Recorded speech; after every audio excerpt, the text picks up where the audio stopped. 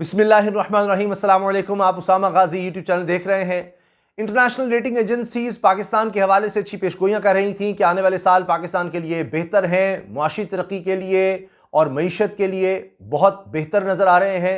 अब इसके सबूत भी नज़र आ रहे हैं। अभी आपने देखा कि पाकिस्तान की तरफ से एक बड़ी खबर ये आई जिस पर जाहिर है कि इंटरनेशनल ऑर्गेनाइजेशंस भी इस चीज़ को सराह रही हैं कि federal board of revenue FBR की तरफ से 7 महीने का जो टारगेट दिया गया था एफबीआर को, उससे 20 अरब रुपया ज्यादा इकट्ठा हुआ है टैक्स। ये बहुत बड़ी खबर है, इसलिए कि पाकिस्तान की तारीख का बड़ा टारगेट सेट किया गया था और आईएमएफ से भी जो शराइत तय हुई थी उनमें भी ये चीज थी। तो अब 7 महीने का जो टारगेट था उससे 20 अरब रुपए ज्यादा टैक्स इकट्ठा कर लिया है। ये पाकिस्तान के तनाजुर में, जिस तरह पाकिस्तान के इदारे हैं, यहां पाकिस्तान में जो टैक्स कल्चर है, जिसको देखा जाए टैक्स देना नहीं, अमीरों से टैक्स लिया नहीं जाता उस तरह से जितना लेना चाहिए, तो उसमें यह बहुत बड़ी खबर है कि 2570 अरब रुपए जुलाई से जनवरी तक इकट्ठे हो गए हैं।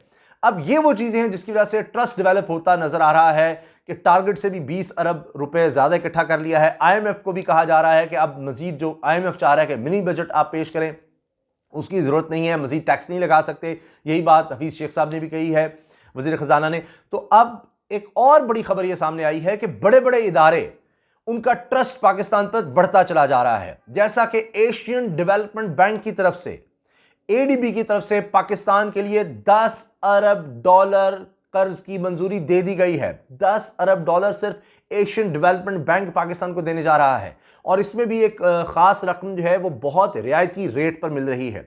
इसके साथ साथ वर्ल्ड बैंक के साथ भी, उसके इदारों के साथ भी तकरीबन 12 अरब डॉलर के लिए बातचीत चल रही है और फाइनल फेजेस में है और बहुत ज़्यादा उम्मीद की जा रही है। पाकिस्तान की तरफ से वाज़ेह तौर पर कहा जा रहा है कि इंशाल्लाह ये 12 अरब डॉलर की भी मंजूरी हो जाएगी। अब ये पाकिस्तान की मईशत के लिए बहुत बड़ी खबर है, बहुत बड़ी खबर है।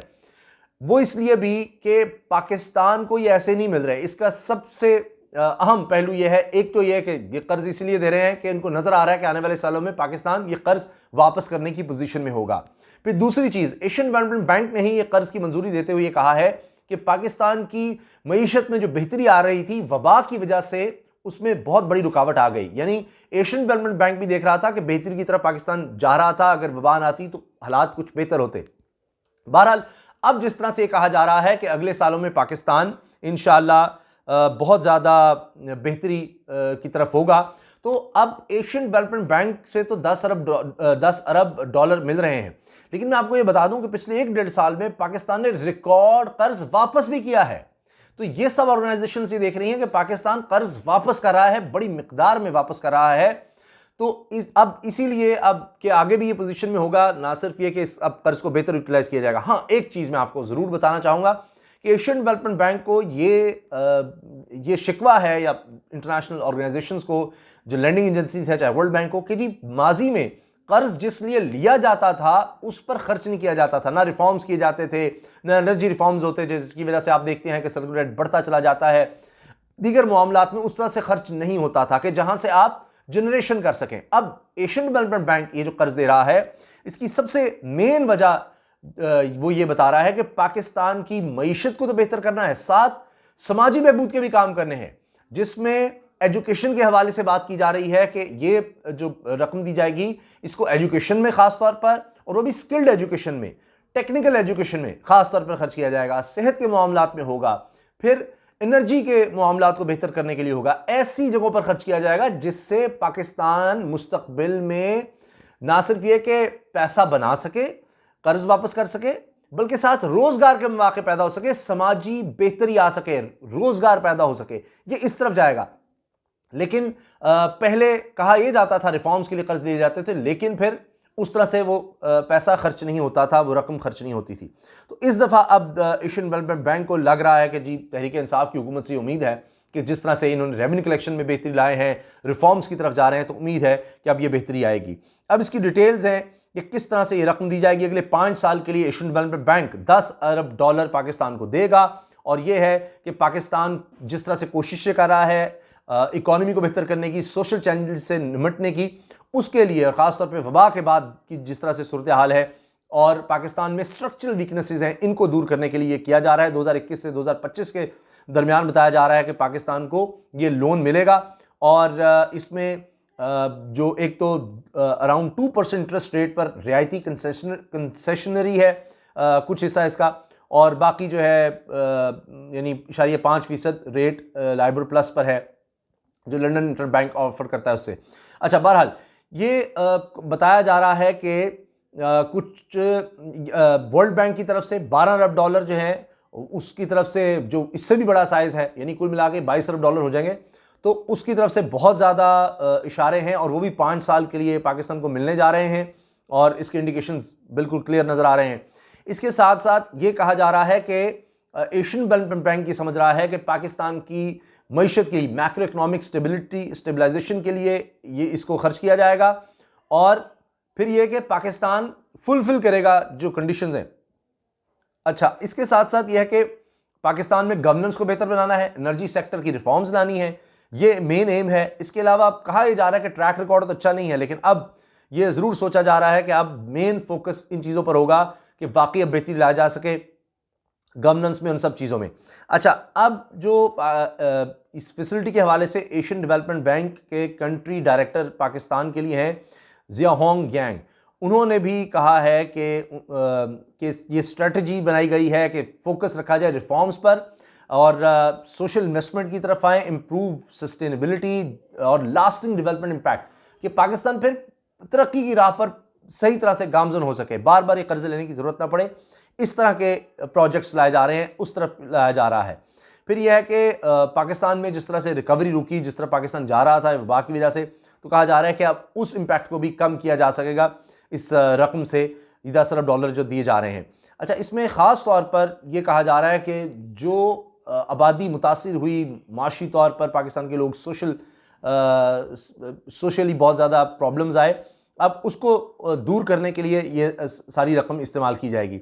इसमें बताया जा रहा है कि तकरीबन ज़्यादा जो पैसा है वो पहले 3 साल में मिल जाएगा। 5 साल का प्रोग्राम है जिनमें से पहले 3 साल में ही ज़्यादा रकम मिल जाएगी, 57% के लगभग। और इसमें एनर्जी सेक्टर के लिए तकरीबन 29% मिलेगा, ट्रांसपोर्ट सेक्टर के लिए इसमें होगा, और इसके साथ साथ सोशल सेक्टर के लिए तकरीबन 10% से ज़्यादा रकम सोशल सेक्टर पर जाएगी। और 2.4 अरब डॉलर का कहा जा रहा है 2021 में मिलेंगे, 2022 में 1.5 अरब डॉलर, 2.5 अरब डॉलर मिलेंगे 2023 में। इस तरह से रकम हर साल आएगी, तो ज़ाहिर है इससे पाकिस्तान को बजट में भी बनाने में बड़ी सहूलत मिलेगी। अच्छा, इसके अलावा कह रहे हैं कि जनाब इससे हम प्रायोरिटाइज कर रहे हैं कि सपोर्ट हमने देनी है 3 मेन चीज़ों को: इम्प्रूविंग इकोनॉमिक मैनेजमेंट, इसके अलावा building resilience through human capital development, इंसानों पर हमने फोकस करना है, एंड सोशल प्रोटेक्शन, और boosting competitiveness in private sector development. Private sector भी आ गया है और इस तरह से रिफॉर्म्स पाकिस्तान में हो सकें।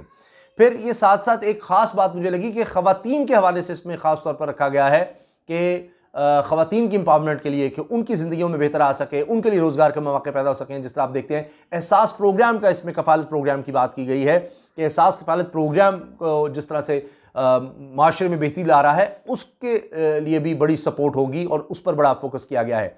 इसके अलावा ये जो ख़ास बातें इसमें सामने आ रही हैं उनमें एक तो स्किल्ड जॉब्स हों, हुनरमंद लोग सामने आ सकें और ख़वातीन को भी हुनर सिखाए जा सकें, और औरतों का म्यार ज़िंदगी बेहतर हो। एक यानी औरत की ज़िंदगी में अगर बेहतरी लाएँ तो इस तरह से आप पूरे ख़ानदान की ज़िंदगी में बेहतरी ला रहे हैं। इसलिए ख़वातीन को एम्पावर करने के लिए, उनको रोज़गार के मौके देने के लिए, उनकी ज़िंदगी में बेहतरी लाने के लिए भी फोकस किया जा रहा है।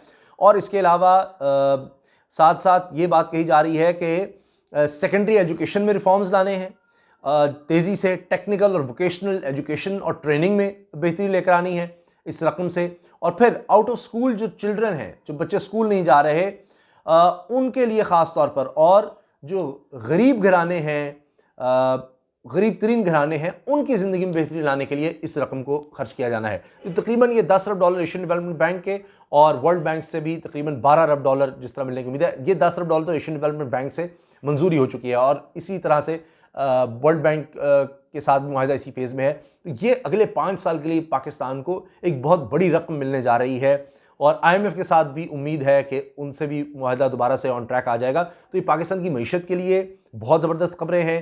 और इंटरनेशनल इमेज के लिए पाकिस्तान के लिए, ख़ासतौर पर एजेंसीज जो हैं, मल्टीनेशनल कंपनीज जो हैं, उनको अगर देखा जाए तो उनके हवाले से भी कि किस तरह उन्होंने इन्वेस्ट करना है, वो भी इन चीज़ों को देख रही होती हैं कि इतने बड़े बड़े इदारे अगर पाकिस्तान में देख रहे हैं कि पोटेंशियल है तभी वो आगे बढ़ रहे हैं। तो इस लिहाज से पाकिस्तान में फॉरेन डायरेक्ट इन्वेस्टमेंट हो, पाकिस्तान की मईशत की बहाली हो, आगे आने वाले सालों में तरक्की हो, रोज़गार के मौके हो, उन सब के लिए ये बहुत बड़ी खबरें हैं, बहुत बड़ी खबरें हैं। इजाज़त दीजिए, अल्लाह हाफिज़। पाकिस्तान जिंदाबाद।